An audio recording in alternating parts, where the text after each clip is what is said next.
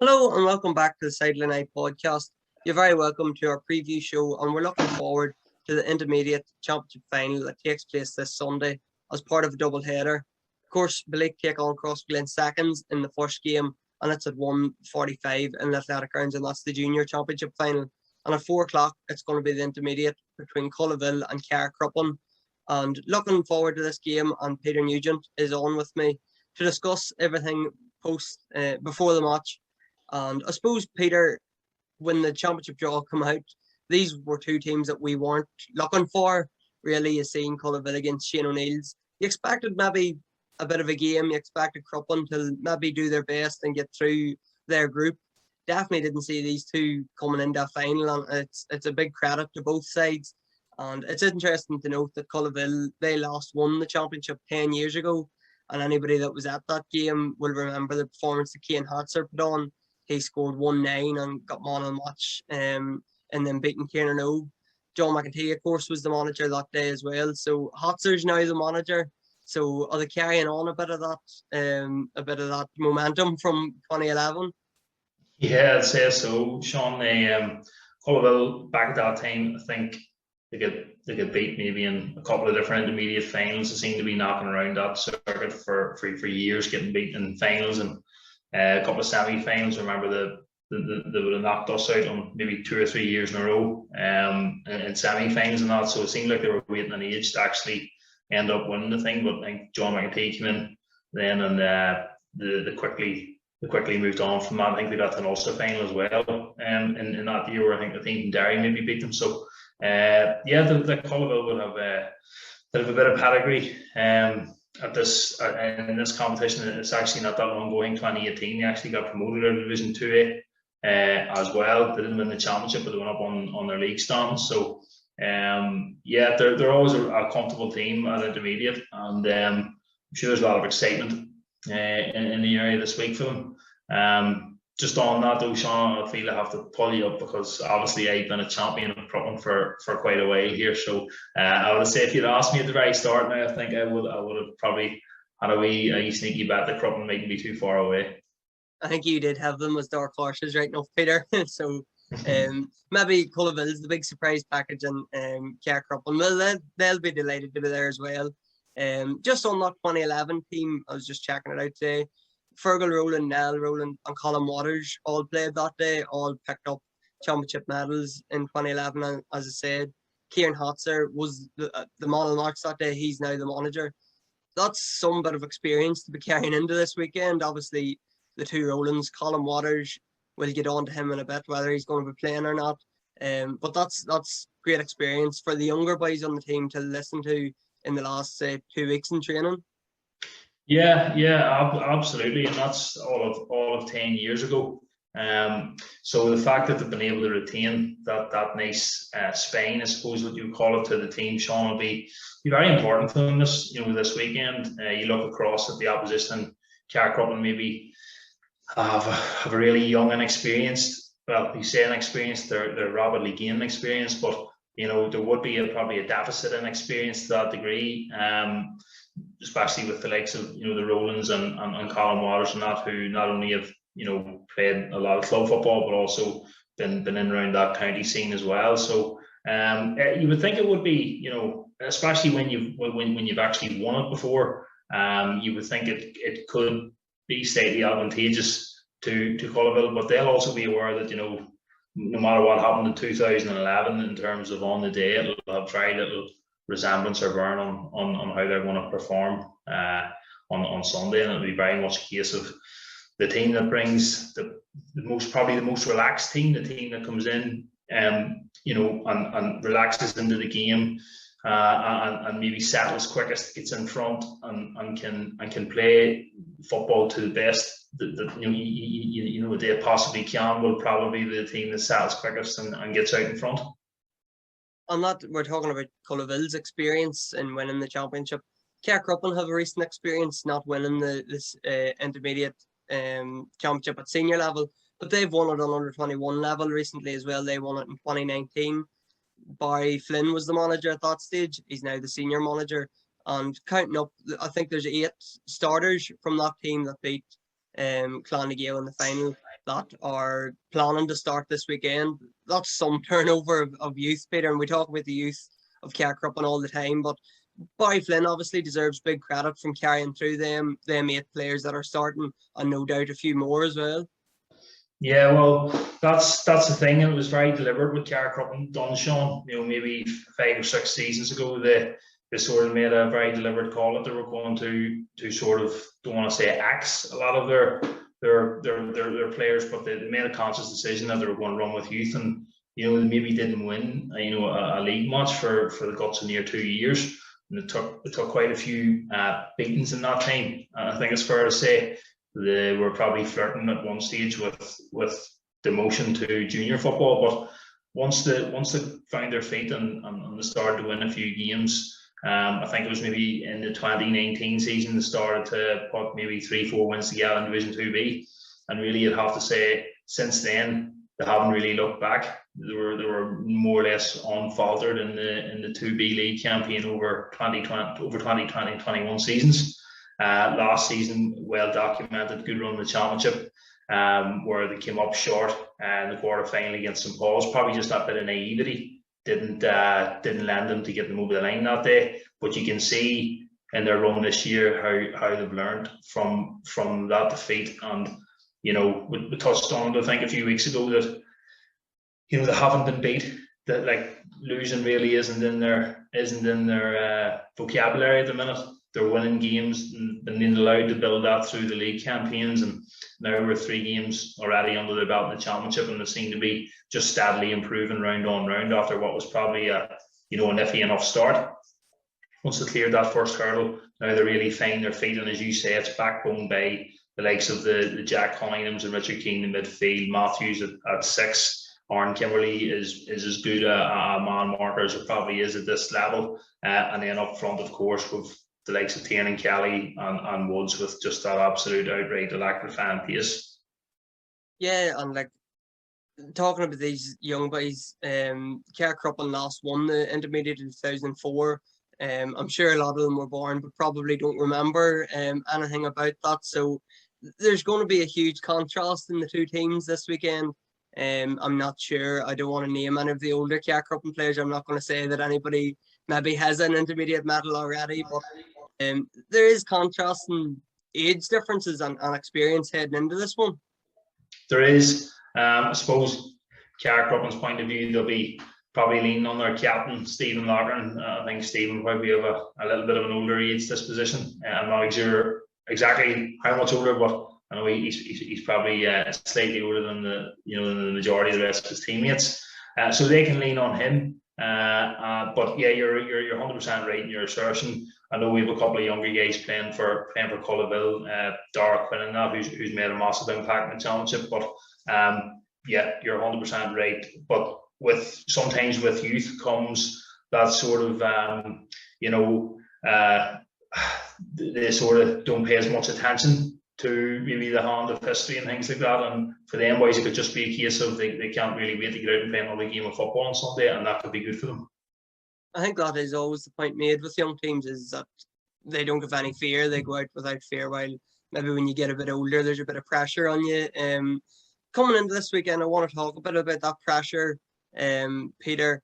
And I'm going to look at Culloville here. They've beaten Shane O'Neill's, St Paul's and Sarsfield's, who were the top 3 favourites, probably along with Tully Sarnod and the top 4 favourites.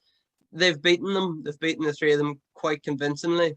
While St Paul's could have stole it at the end, Culloville were the better team, and they were the better team against Shane's and Sarsfield's.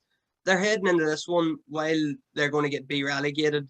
They have been relegated, and Carrickcruppen are going up, and we'll discuss that, what happens depending on who wins on Sunday.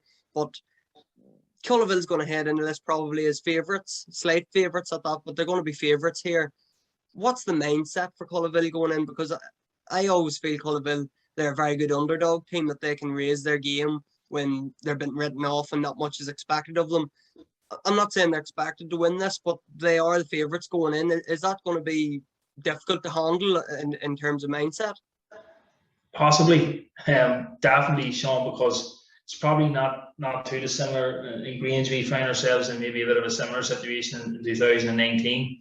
where we had came through meeting Mullabon and Flanagale, who were both really heavily favoured probably to puck range out, and having got through both them games then, and Shane O'Neill's had probably came through a less sort of taxing maybe side of the draw. There was definitely a lot of talk, well, the hard work's done, etc. But on the day, it can be different, and on that day, Shane O'Neill's probably played with that bit more freedom because there wasn't so much talk about them, and we probably struggled to a degree. So I think yes, you could make a case that whilst Culloville are favourites, there's not a lot more talk about them. People would have sat up and taken notice, especially from their last result, which was a really brilliant performance and a brilliant result to knock out like everybody's, well, majority of people's clear favourites for the competition. So they've now got that bit of a target on their back. And as we alluded to earlier, probably the experience in their group,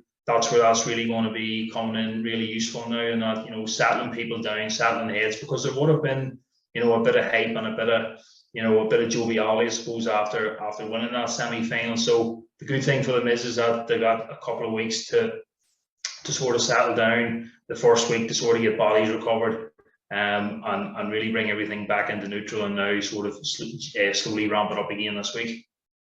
On Culloville, we'll keep talking about their experience, and we did mention Colin Waters a couple of times earlier on. He's obviously one of the key men. He's one of the best forwards in the county at this level, and he's shown that in the little game time he has got over the last 3 games. He started and played the whole game against Shane O'Neill's, and he scored 2-3. Didn't play against St Paul's, and come on the last day to kick 3 points to really guarantee the win for Culloville. They're heading into this game, and I'm sure you're the same as myself, Peter. You're not privy to any private information coming through from Culloville, but we're not sure what the situation is with Colin Waters. Maybe he had such a big impact coming off the bench the last day that they're happy enough to go with that. You'd imagine if he's fully fit, they're going to have to start him. They're going to want to start him, and I'm sure Carrickcruppen and Barry Flynn, like us, are previewing this game and plans this game. They're going to assume that Colin Waters is going to be starting. Yeah, you would be planning for him, and the opposition camp, you would definitely be planning for him, Sean. I think though the only thing is from a Culloville situation, then they have that old problem where the risk starting him, if he's not 100%, the risk starting him, then he maybe pulls up. Then you have that whole deflation within the group that maybe your key marksman is departing early, and that can have an effect where sometimes if you know that he's been held in reserve, and if the team can start well and be in the game, such a lift coming in, if he's good for 20 minutes or good for 15 minutes or whatever it is, then you get him in and you see what he can do. But obviously it's not for a deal for them. He's played a lot of football over the years. He's been besieged with a lot of injuries. I think Colin maybe done a couple of cruciate injuries at different times as well. So like the fella's bounced back from a lot of from a lot of heartache really in his football career, and like he was marked out as being a real stellar talent in his underage days, and for one reason or another maybe he just didn't 100% fulfill that. But it would be great to see him certainly taking the field on Sunday and remind everybody what he's capable of. I think it's worth mentioning, while he didn't start against St Paul's or Sarsfields, the rest of the forwards all did stand up and played very well. With Dara Quinn there, you mentioned him. He wears number 12, but he usually plays around centre half forward. He's the link man, but he can get in the score sheet as well, and he has scored 1-7 across the 3 games. His goal coming in that St Paul's game. You had Cahill Hatzer up top the last day, who was in sensational form and linked up. We showed a video of the last day, linked up superbly well with Niall Rowland. It seemed every time Rowland had the ball, it was route one straight into Hatzer, and he scored 5 points from play. And you've Ryan Garvey up there as well, who we have spoke about at length in this podcast before. There are 3 deadly options, Peter, for Culloville if Waters doesn't start, or if they decide not to play him from the start. Yeah, and look, they've shown, obviously, Sean, that they're not 100% reliant on him. They've come through the competition, beaten, as we sort of alluded to earlier, all teams that were probably well fancied at the outset of the competition. So, Culloville's league form, maybe over the last couple of years, was the perfect deception, really, where teams probably, maybe weren't counting on them making so much of an impact in the competition. But as you've alluded to, the players are that they're able to sort of line up or line out at the top end of the field have really come up trumps, and like they've been consistent. That, you know, those players have consistently been scoring in all the games, and really providing that outlet. And like, I think it's fair to say Culloville would prefer to play a more direct style of football. So if you've willing forwards up there who are willing to come and show and present and win their own ball, then it makes all the difference. And in terms of Waters, whether he starts or not, it's going to be difficult for Carrickcruppen. They're going to have a plan A, B, and C maybe for their matchups, because if Waters starts, they're going to obviously have somebody detailed on him, and that probably means that Ryan Garvey goes out to the middle of the field, along with Niall Rowland. But if Waters doesn't start, Garvey starts inside. So it's a lot of to think about for Carrickcruppen, and I'm not sure what matchups we're going to see come Sunday. Yeah, it is. There's quite a lot to think about there. Firstly, I think if you're in Cruppen's boots, you would probably think, if they watch the semi-final, Sean, that they would be looking to get some kind of tabs on Niall Rowland. I mean, we spoke about Niall Rowland pre the semi-final, and you know, we talked about different matchups and that, but you know, we had sort of tossed up the idea, would he go and try and, you know, pin down any of the Sarsfields players, when in reality, you know, it was probably the other way about. Sarsfields really need to be thinking about how they could stop his influence. So I would say, you know, Barry Flynn will be pretty meticulous in that way. I'm sure he's analysed Culloville in whatever way he's been able to sort of see them either in the flash or through footage. And I'm sure Barry will have looked at that and thought that maybe Niall Rowland would essentially hold the key to how they build their attacks. So if Cruppen can sort of maybe get somebody to detail Niall Rowland and do it in a disciplined fashion, you would think that it would give them a fair foothold in the game. Yeah, there's no doubt Niall Rowland has been probably the star of the Intermediate Championship from what I've seen. I've been lucky enough to be at all three of Culloville's games so far, and he's been sensational midfield, and he does everything you would want from a midfielder. He gets back, does the hard yards, covers the ground, and puts in the big tackles, but also breaks forward. And he has scored 2-4 across the 3 games. And the Carrickcruppen midfield, 2 youngsters, as we spoke about, that were in that 2019 intermediate winning team at under 20 level. It's Richard Keenan and Jack Cunningham. Richard Keenan is probably one of Cruppen's best men, one of their go-to men. It's probably not likely that we're going to see him go on Rowland, because he's actually Carrickcruppen's top scorer. He's a free taker as well. He's scored 12 points in the championship. It's probably going to be a man marker, Peter, because Sarsfield showed that putting a midfielder on Rowland and trying to get him to play his own game just doesn't work. Rowland playing his own game means that Culloville are going to be going to have a better chance of winning. You're going to have to put a man marker on Rowland here, and who it is going to be, I'm not sure, but I don't think we're going to see the Keenan Rowland matchup. No, I don't think so either. But I mean, at the same time, you know, as good as Rowland is, from a Culloville perspective, you wouldn't be overly comfortable with, you know, the two of them facing off either, because if they were to put Rowland on Keenan, but the two of them sort of just drift off and do their own thing, you know, Richard Keenan is well capable of hurting Culloville, you know, going the other way as well. So you would imagine that potentially, you know, Culloville might sort of slightly rejig, maybe to accommodate the attacking threat coming from Carrickcruppen's midfield. It's hard to know. And to be fair to Jack Cunningham, you know, he's good over the ground, he's athletic, he can get forward, he's great in the air. Like, Carrickcruppen are going to ask a lot of questions. I think you could make a case for saying that it would probably be Culloville's sternest test of the 8 in the middle. Yeah, it's definitely a clash. We're looking forward to that middle 8. That seems to be where both teams like to play the ball. If Garvey's out there as well, we're going to have some of the best players at this level in around that middle 8. And I suppose we've talked about Culloville's forwards. We'll switch the other end now. The Culloville defenders matching up with the Carrickcruppen forwards. I suppose Woods and Kelly are the 2 main ones, Peter, aren't the Woods? I wrote a piece on Thursday of the pivotal players, and I pointed to Culloville's as Niall Rowland and Owen Woods. I suppose you could make an argument for a couple of the younger boys for Carrickcruppen, but I think Woods has been probably their standout player so far. His speed, his energy, his accuracy, he can come and win a kick out, as they showed against Tullysarn as well. So Woods is going to be hard to tie down, and if you can tie him down, Culloville will feel that they've improved their chances of winning this game. Well, they will surely. Look, they're well supplemented there, and likes of Laura McFarlane and Stephen Lochran as well. To be fair, Sean, who will weigh in and do their bit, and Lochran especially has been chipping in with his couple of scores every game, and he plays a full forward, and you can see that he's genuinely in there as a good decision maker, somebody that can win first time ball and bring those other players into it as and when needed.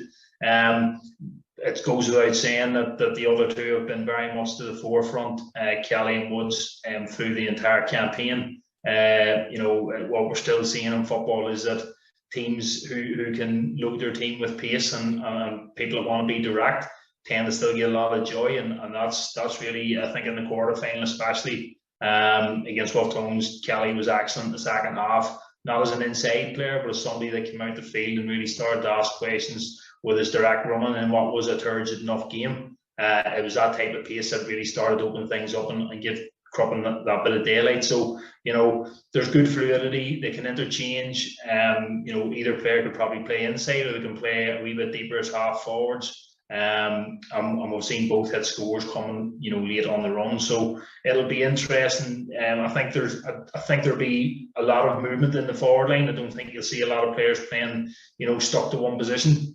You probably have Lochran, and then the rest of the players will probably sort of just rotate off that. So it should be interesting. I think Culloville probably will have their hands full there in terms of keeping tabs on those lads, because they're moving really well. And I think, as I touched on, maybe for the last game, I do expect that Woods to date is tipping along nicely, but you would be thinking that there's still more in his tank yet. I think he was on the edge of busting into life against Tullysarn. In that first half, he was sensational, and maybe the other boys come in did a wee bit more, and he didn't get playing to the same level in the second half. But I'm in agreement with you. I think if Woods can bust into life, it's going to be very exciting to see what he has on offer on the biggest stage available this year to him. Peter, I mentioned earlier that we were going to try to break down what happens next year in the leagues if whenever either team wins here, and we mightn't be correct in this, but I think our understanding is that if Culloville win, whoever wins goes up to Division 1B. Obviously, they go up into the senior championship. So that means that there's going to be 9 in Division 1B next year, given that Clonagale and Sarsfields have already gone up. Yeah. If Carrickcruppen, that means, if Culloville go up, that means that Whitecross then are relegated, who actually survived during the league, and Carrickcruppen would just be promoted to 2A. Am I right in saying that? Somewhere along those lines, Sean. I think it's probably interesting, Sean. There could be a development. Say, for example, if Balik win the junior championship, then that could effectively maybe balance out the intermediate situation for next year, because you would have effectively 3 junior teams from 2021 coming up, who played in the junior leagues, which would balance out intermediate. But again, would be dependent on that result against Cross Midland. But yeah, you would have to say that looking towards next year, we could be in for a couple of seasons, Sean, where there's going to be a wee bit of imbalance in the leagues until we sort of remedy all the backlash from COVID. But I don't think a team extra here or there isn't really going to. It's not really going to make a whole pile of difference, I think, in the grander scheme of things. And I think it's also worth pointing out, Sean, that this restructure in the Armagh leagues maybe started in around 2016. I think it was the first year of the 1A, 1B, 2A, 2B, etc. And I think now we probably have the thing sort of settled down, as in teams now are effectively where they're meant to be on merit in terms of their performances now over the last 3 or 4 years. I think the first couple of years that come in, you'd certain teams sitting in different positions, probably not 100% on merit, maybe off the back of one good season. But now things have settled down, and over the space of 4 or 5 years now, you teams that have been winning have found themselves higher up, and the teams that haven't been winning so much have found themselves slipping down the ladder. And that's, I think, now the leagues the way they are, Sean, are really good. I'm sure we're the envy of a lot of different areas in Ulster where you've got that consistent close games every week in the league, and that's leading to probably what you would call more even championship football as well. Yeah, I'd agree with you. It's definitely the leagues are very competitive, like, and we've seen that throughout the years. And we've seen it this year that the likes of Carrickcruppen and 2B are now contesting an intermediate final, and the same with Clonerne in the senior grade. Both earned promotion to the top level of their competition, but in the year that they had played in 1B and 2B, they're now in the championship final. Peter, we'll bring it to the most exciting part of our podcast, and that's always the predictions. The last day out, I tipped Tullysarn to beat Carrickcruppen, and I was wrong, but I did tip Culloville to beat Sarsfield, and I was right with that. So this one, I just feel Carrickcruppen's pace could be enough of a problem for Culloville. I think a lot hangs on Colin Waters, whether he starts or not, and whether it's going to be an injury that forces him out or a tactical move from the Culloville management team. I think a lot hangs in the balance with him. I think I'm just going to give the edge to Carrickcruppen just on pure pace and their youth having no fear in this game. And I'd imagine you're maybe going to tip the scales in their favour as well, slightly. Well, to be fair, Sean Culloville will probably be delayed to hear me tipping Carrickcruppen because I think I've got most of their results wrong to date. So that should come as a welcome addition to their preparation. No, I genuinely think that Culloville are obviously in the final on merit, and they play, a good brand of football. We've got a few really operators of extreme quality, and that's going to give them a real chance. And I certainly don't see it being either team turning up and running away with us. I think this is going to be really, really hard fought physical battle on Sunday, and probably with the time of the year it is, although the athletic grounds is kept in immaculate condition, we're seeing more and more rain falling, and there's potential that it could sort of deteriorate into more of a dogfight on Sunday. And if that's the case, then you would have to say, the chances of Culloville, prevailing would be considerably upped. That said, make no bones about it, I've been very impressed with Cruppen and their continued rise over this past two and a half seasons. Said that their team's littered with pace. They play a really slick brand of football, getting forward, good transition play.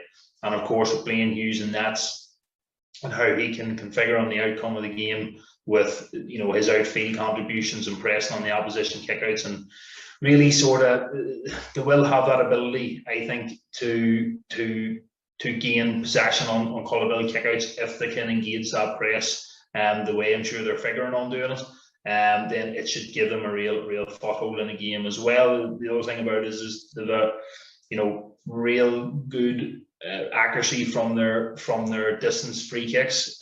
So ordinarily 50-55 meter frees, maybe not too much of trouble to the opposition, but against Cruppen, they have the ability to make you hurt on every one of those. So given the upward trajectory of their team now over a consistent period of time, and the youth in their ranks, and I think that they'll go in here with absolutely no fear, but only with confidence. And yeah, I think that Cruppen will come through maybe somewhere between 2 to 4 points to spare.